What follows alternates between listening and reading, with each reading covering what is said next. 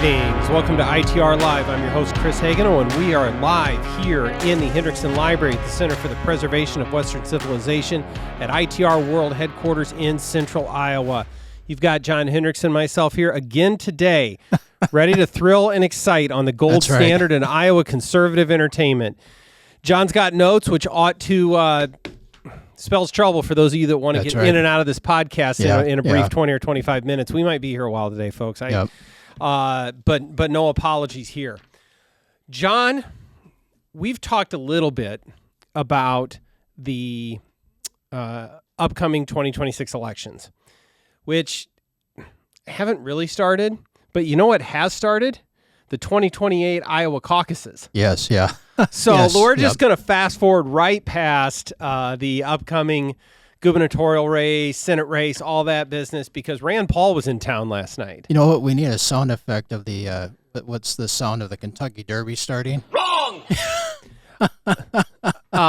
Anyway. Something like that.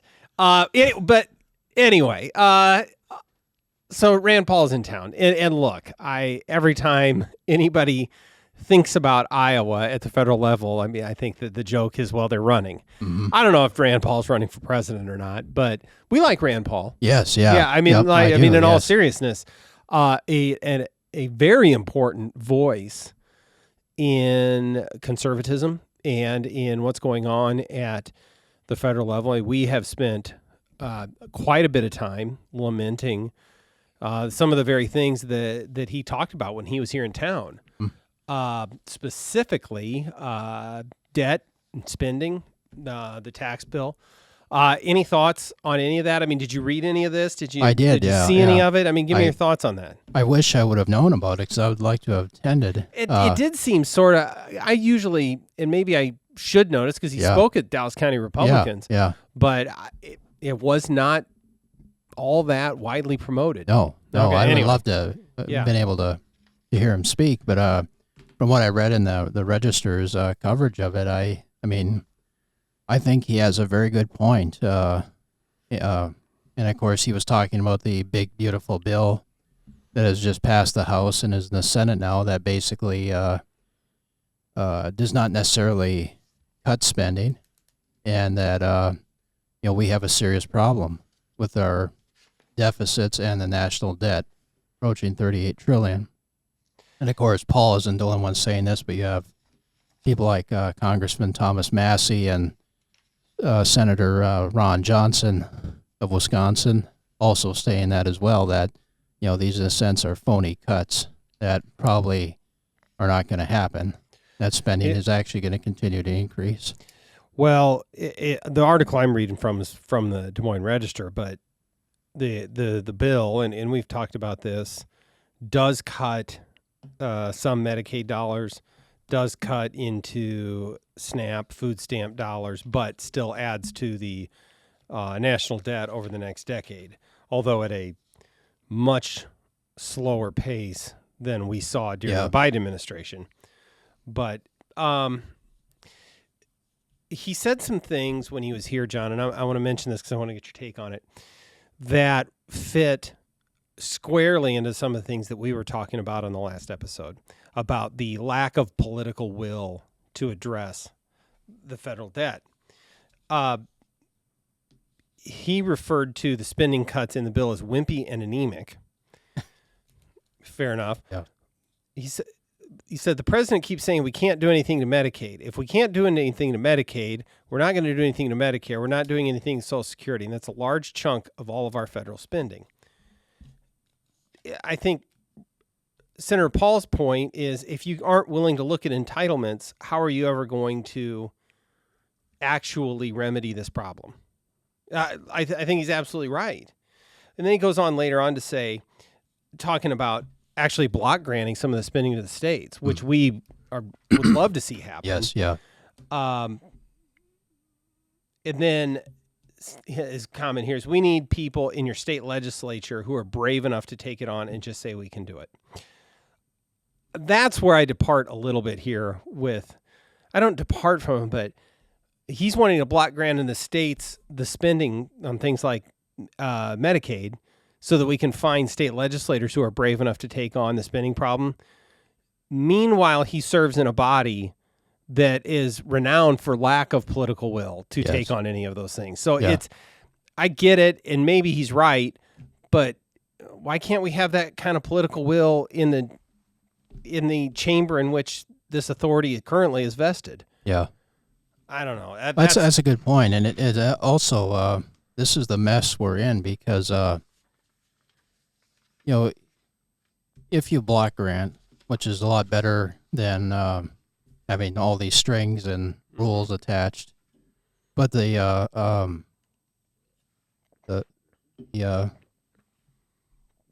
kind of the problem that we're in that's hard for both Congress and the states is that once they start cutting some of these programs, it then goes on to the state legislatures to either make up the difference or then cut further. Well, and so that's this is one of the reasons. Right. This is the danger of why the federal government has gotten way beyond its bounds, and now it's going to be very hard to reel that back. And also you add the political element to that. You talked about the big three entitlements. They need to be reformed, but it's just I'll say something controversial. No, you won't. No, you won't. I remember when I don't know how many years ago was it when there was talk in the legislature about starting to maybe look at reforming IPERS. Yeah. And there was all kinds of pushback, and that just ended it. That ended the discussion, and that's the same thing with Social Security or Medicare and Medicaid. And I heard a news story on the other night, it might have been on Channel 8, that already saying that, well, if you make changes to Medicaid, it's going to hurt rural hospitals. Yeah. And so there's what I'm trying to say is that there's, what is these federal cuts with the national debt and everything are going to be very dangerous, and they're going to have serious implications. And the legislatures, not just in Des Moines, but every single state capital is going to have to start preparing for contingency plans on what to do. I want to try and sum this up because I warned our listeners that we might spend quite a bit of time on some of this. When you talk about block granting funds, I think we need to kind of recast what we mean by that. Right now, the federal government spends a tremendous amount of money and provides the funding for a lot of these programs.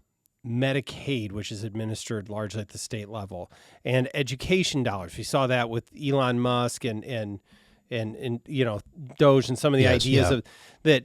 You have a federal Department of Education that spends all this money on state and local level education, is taking all those dollars that flow through the federal government and simply giving them to the states and let the states figure out how to spend it, with the idea that the state of Iowa could leverage those dollars much better than the federal government, than this large one size. That's what we mean by block granting. And I think I'm sure that many on the left, and frankly some on the right, would howl and scream at the notion, but I don't know how you get around the idea that isn't just better and more efficient. Mm-hmm.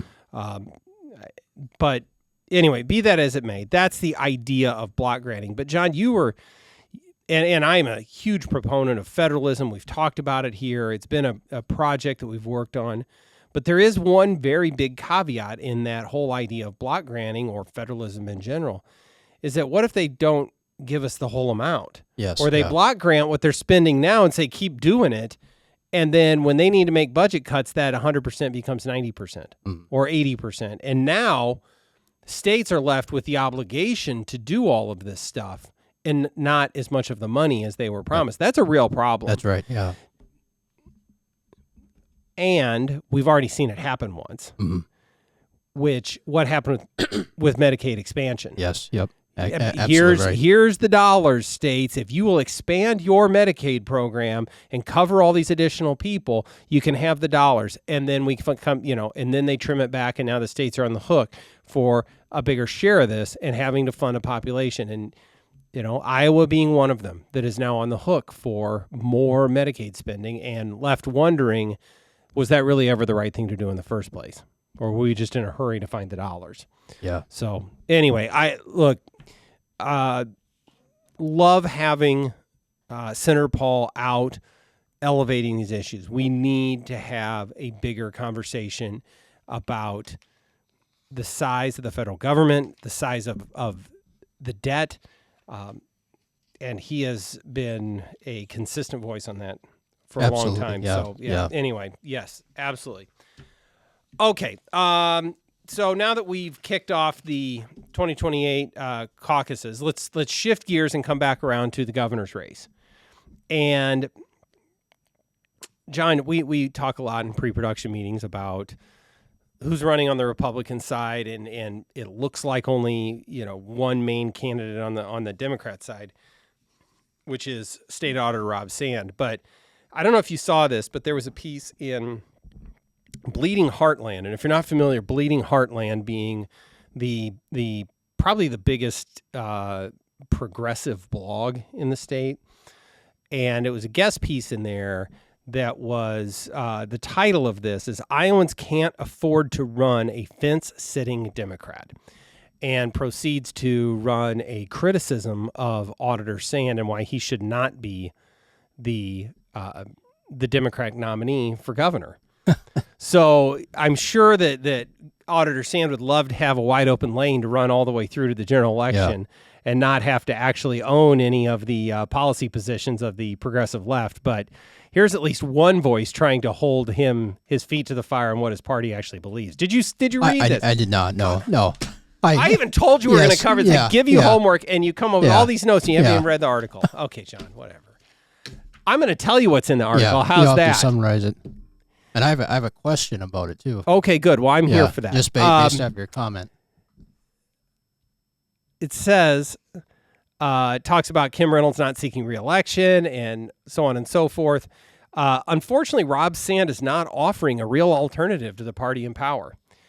Sand's favorite message is that he isn't quote-unquote partisan, which means that despite his Democratic affiliation, he is courting conservative votes. Talks about how he is things he does talk about, doesn't talk about, things he uses the same phraseology that Elon Musk and Doge used. Talks about how he won't go on progressive podcasts, but has no problem going on Simon Conway and talking to conservative listeners, which is not just conservatives listen to WHO, but the Simon Conway audience. And the obvious thing is the funding, which comes from his father-in-law, and his father-in-law being a longtime, mostly Republican donor. And the big one here that I think is interesting, I think this actually is going to hound Rob Sand for a while. When he was on the Simon Conway show, and I remember when this happened at the time, Sand threw his trans constituents under the bus in an interview on Simon Conway's conservative talk show host, asserting that quote-unquote boys, meaning trans girls, should not play girl sports. With so many Iowans' rights recently revoked or currently in jeopardy, why should they support a Democrat who has already caved to right-wing pressure to discriminate against these children? These are the things that whether it is in the confines of a primary or somebody who I've never heard of making noise in a Democrat blog, he probably has to answer that question. Yeah. Because the whole idea of trans kids participating in whichever gendered sports competition, that's a pretty big issue. Yes. It has been debated, and it seems to be really important to the left. And you don't get to just skate by it, which is what he's trying to do here. So, look, I'm here for the Democrat on Democrat violence, but is this person on the right track, or is this just noise in a blog? Well, it reminds me of two things. One, it reminds me of the national kind of situation that's going on internally with the Democratic National Committee with David. Is it Hogg or Hogue? Who's trying to get more? I think it's Hogg. But I'm not sure. He's basically trying to get more unseat Democrats and get more left-wing Democrats in the positions, and taking positions and so that's causing some controversy within the party. The other thing, and I have not read this piece, but the other thing that dawns on me is this. I mean, I don't know. Is the article? Is it a real criticism, or is it something that's trying to make him look moderate? Well, I mean, that's a fair point. I think it's sincere. Yeah, I will say that. Because I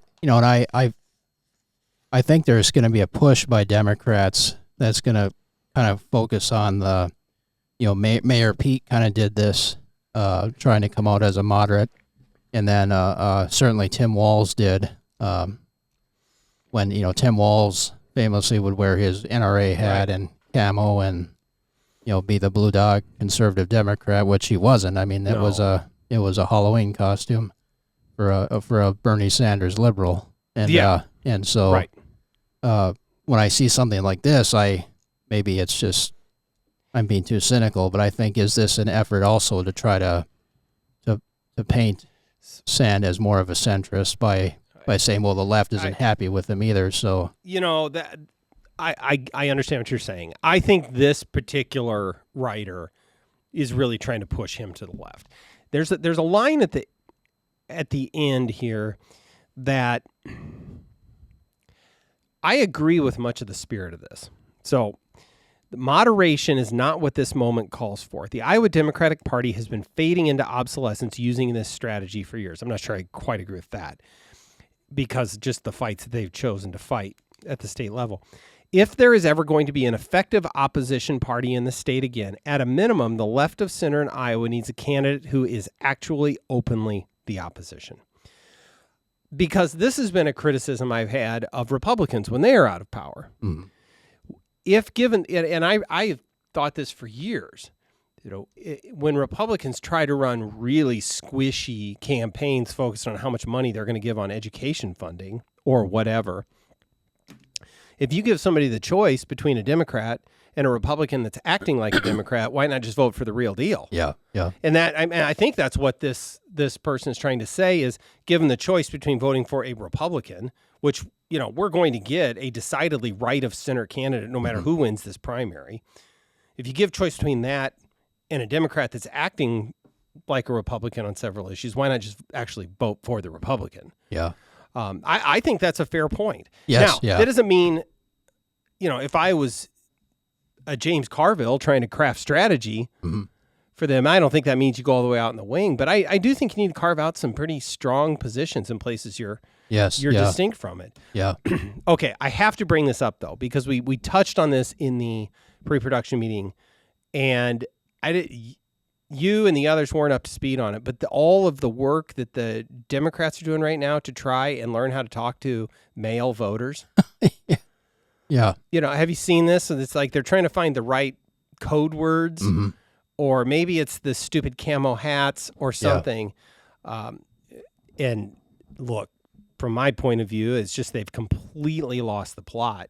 It's not phraseology. It's not even tone. It's just that you have spent a generation telling men, specifically young men, that you hate them and that they're the cause of everything that's wrong in the world. It's pretty tough to come up with a political message that softens that. Yeah. But, maybe Rob Sand is the guy that can figure all that out for him. I don't know. I mean, he certainly leans heavily into his kind of everyman Casey's Pizza and hunting shtick. Yeah. I'm not buying it, but... No. Maybe that is it. Maybe because some of that does resonate with Iowans. I don't know, but we will find out. I guess I will say this at the end, is we're gonna be talking about this a lot. Whether there is a significant primary opponent to Auditor Sand or not, I suspect no. I suspect that he has raised enough money already to clear the field of serious candidates. But this feels like another round of Democrats simply having a coronation for their nominee. We've run some we didn't even allow President Trump a clean path to the nomination. That's right. Yeah. And yet whether it's Hillary Clinton or Joe Biden or Kamala Harris or now, Rob Sand, it's like, nope, that's the person, and you learn to like it, voters. And I think that's the subtext here, is that not every Democrat is happy with the idea of just being forced to accept the candidate. I think that's a good point. So, and going back to the 28 conversation with Rand Paul, I suspect that J.D. Vance is probably the front runner in 28. I mean, assuming that President Trump doesn't decide to run for a third term, obviously. Yeah. But we're going to have a robust primary. Yes. Yeah. We will not have the kind of coronation that we see on the left. No. So I don't know. Maybe that's at the end of the day. That's the. I think that's a good point, actually. Well, I appreciate your confidence in my take. Yep. All right, now we got to the fun stuff, John. Yep. So the governor signed a bill on civics education in high schools, right? Yes, that's correct. Yeah. Tell me what that bill does. Yeah. So basically, it requires, in order to graduate, that you have to pass the citizenship exam.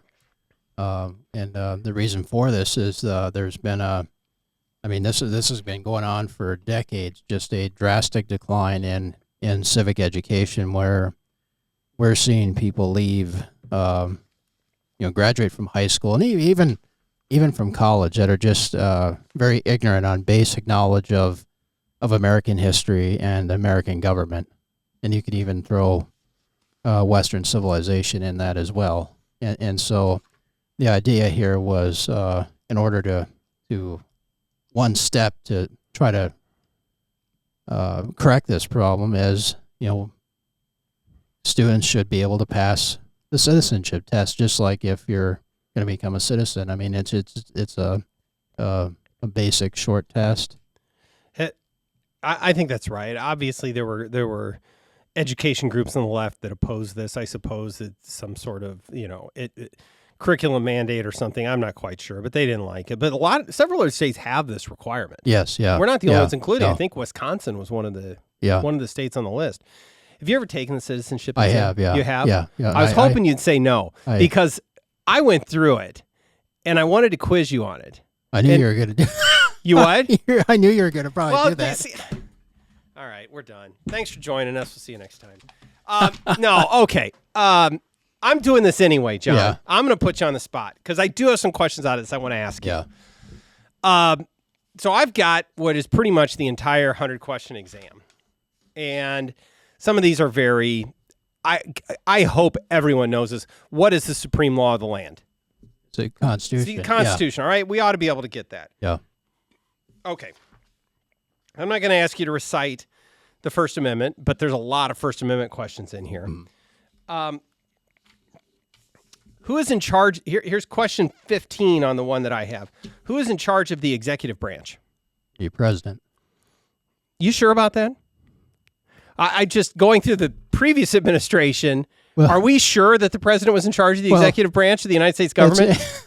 It's like how that diagram, how the bill becomes a law in your civics textbook. It's not always that. Yeah, I'm not entirely sure if it wasn't senior staff. Yeah. That was in charge of the federal government. Whoever ran the auto pen, maybe. Or Jill Biden. Yeah. All right. Well, actually, you got to make question 33. Who signs bills to become laws? That's the auto pen. Okay, because the correct answer is apparently the president. Yeah. But I'm not sure, because I put auto pen and it didn't take that. Okay, as an aside, John, if we find out that the president wasn't on the other end of that auto pen, are all those executive orders still in force, or any of the bills that he signed? Or are those just not? I'm asking you to put your constitutional law hat on, but I mean, that's a problem, isn't it? Absolutely, yeah. If you cannot draw a straight line between his signature and the bill, I don't know how you get around that. The reports of the cover-up of his decline in the auto pen and just the media cover-up, I think makes Watergate look like child's play. Yeah, absolutely. And I think it's just terrible what has happened here, and it's serious. I mean, very serious. It's scary. Yeah. I agree. And you have liberal journalists openly admitting it. Yeah. In books, publishing books about it. Yeah. I need some smart. Maybe we get Alan in here and we can talk about that. Like, what is that? Yeah. Where are we really going with this? Okay, I'm going to ask this question, and some of these are because under our Constitution, some powers belong to the states. What is one power of the states? I don't really care whether you pick the right foil off of this or not, John, but I have a problem with question 42 here. Under our Constitution, all powers belong to the states unless they are specifically enumerated. Yes, yeah. As part of the federal government. Yeah. I disagree with that. Not some powers. And the one they give out is correct answers are schooling and education, protection through the police, fire departments, driver's licenses, and zoning and land use. That's all they could think of as the powers. In the minds of this test, the states that created this federal government and continue to give it its power are resigned to nothing more than a township board of trustee. Yeah. Give me a break. Yeah. This is the problem. Yeah, absolutely. Yeah. This mindset. Get out of here. Okay. Here's some other ones that I just, what are we doing here? Well, go ahead. No, go. Yeah. Well, one problem I have with this whole idea is not that I think it's a bad idea that people have to take this and pass this, but it still doesn't solve the problem. Are we actually learning these key concepts in American history and government? And I still think we need to work on that. And you still see a lot of forces at play within the classroom. Whether it's woke ideology, multiculturalism. We're not American citizens; we're global citizens, and it's. I poke fun. I actually think the test is mostly fair, and I agree with that. It for the purpose of citizenship or whatever. It has to be pretty basic. Look, I think you and I agree. We'd like to see a much more robust civics education beyond the ability to pass the test. But I don't think we're going to get this legislature to sign on for a 20-page essay on the nuances of federalism as a curriculum point. Yeah. But anyway. Just a few other quick ones, John. The question is, what is one thing Benjamin Franklin is famous for? I mean, just give me that top of mind. What do you think Benjamin Franklin is famous for? Oh, that's... And maybe he's famous for being famous for a lot of things. No, I mean, when I think of Benjamin Franklin, I think of...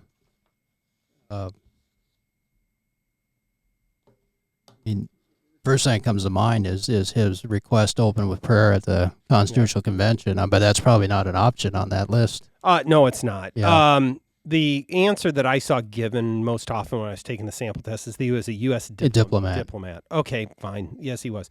Started the first free libraries, oldest member of the Constitutional Convention. I knew that one.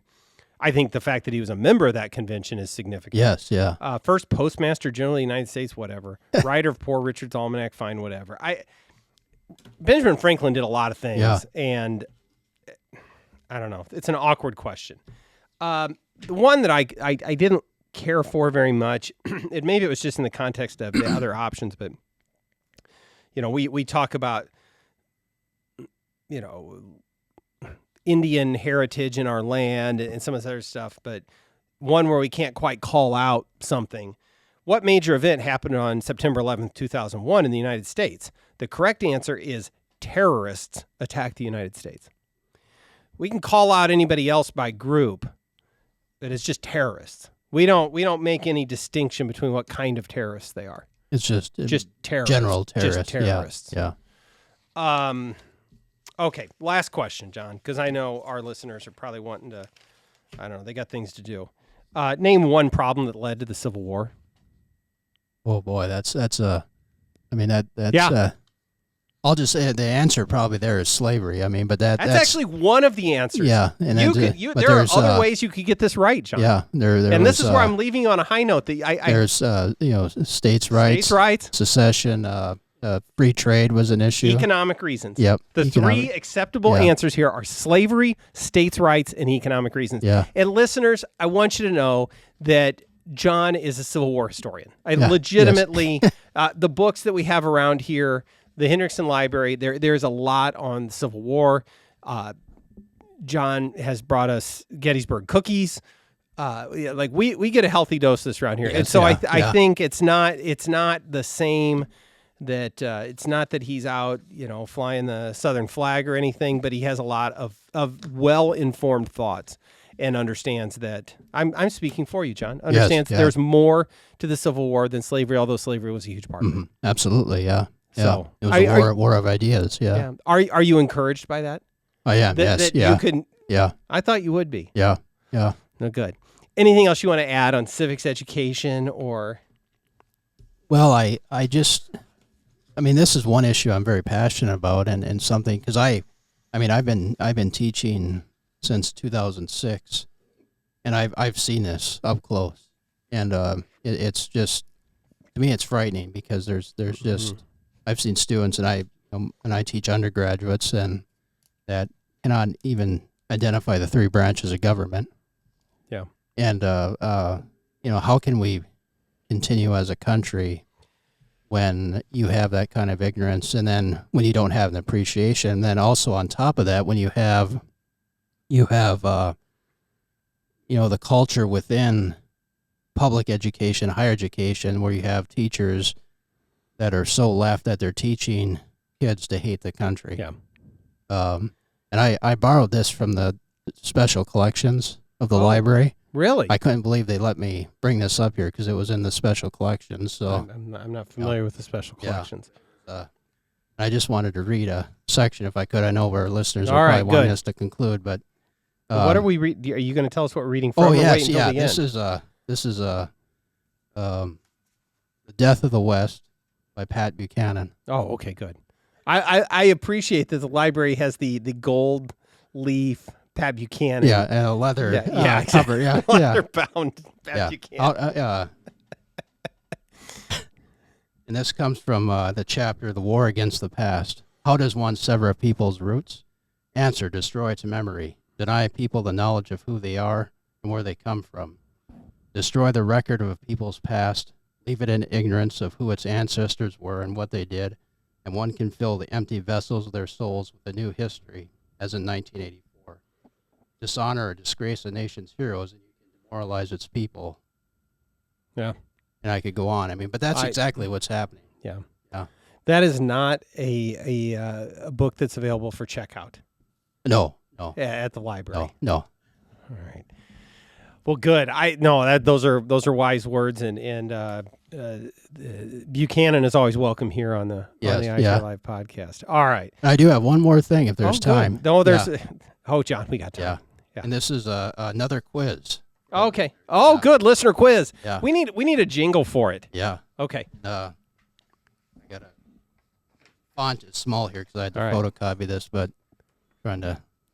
So this is it's a lengthy quote, but we need to figure out who said this. Who said it? And I don't have to say where and when. It's just who said it. Yep.